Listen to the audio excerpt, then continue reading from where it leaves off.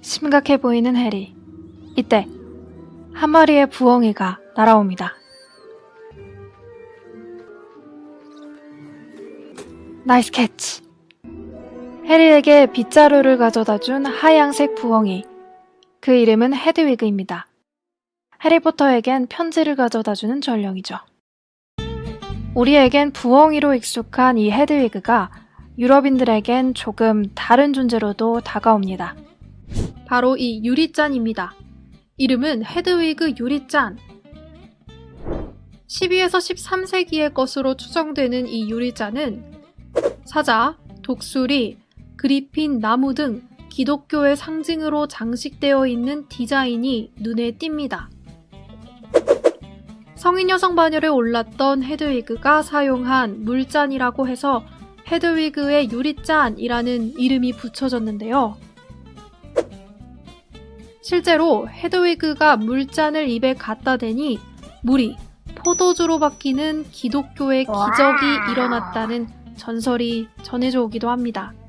그런데 이보다 더 흥미로운 비밀이 유리잔에 얽혀 있다고 하는데요. 우리는 오늘 이 유리잔에 얽힌 새로운 기적을 보려 합니다. 헤드위그 유리잔을 통해 우리가 얻을 수 있는 흥미로운 사실은 두 가지. 첫 번째, 표현 양식이 중세 유럽 공예품의 형식과 달리 개성이 강한 표현 양식을 지녔다는 것. 두 번째, 헤드위그 유리잔의 재료는 유럽에서 오랫동안 쓰인 유리가 아니라 이스라엘, 레바논, 시리아 등지 해안가에서 발견되는 유리라는 사실. 그렇다면 이 유리잔은 유럽에서 기원한 것이 아닌가 봅니다. 이 유리잔은 어떻게 유럽에 있게 된 걸까요? 이러한 의문을 해결하기 위해 우리는 먼저 십자군 전쟁을 보기로 합니다. 헤드위그 유리잔의 제작 시기는 12에서 13세기경.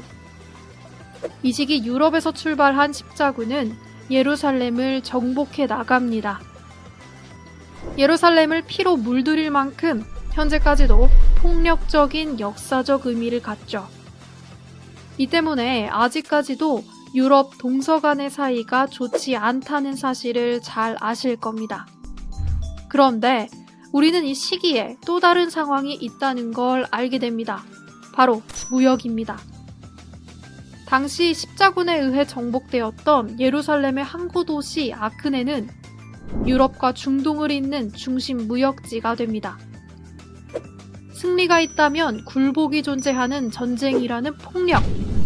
그런데 그 속에서 역설적으로 무역이 발생했고 결국 활발한 교류가 이루어진 겁니다. 이 유리잔 역시 그 교류의 산물인 셈이죠. 피바다가 된 상황 속 전개된 활발한 무역.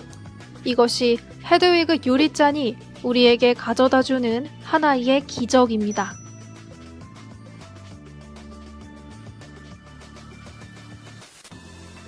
자, 이제 우리는 두 실마리를 통해 헤드위그 유리잔이 중동에서 서유럽으로 넘어갔다고 해석할 수 있습니다. 유리잔에 담긴 물이 포도주로 되었다는 기적을 기억하나요? 물이 포도주로 바뀔 만큼 신성화된 이미지로 사용되었던 헤드위그 유리잔.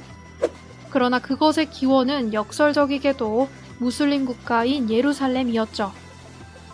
어쩌면 너무나 활발했던 무역으로 인해 서유럽인들은 유리잔의 기원이 어딘지도 모른 채 유리잔을 사용했던 건 아닐까요?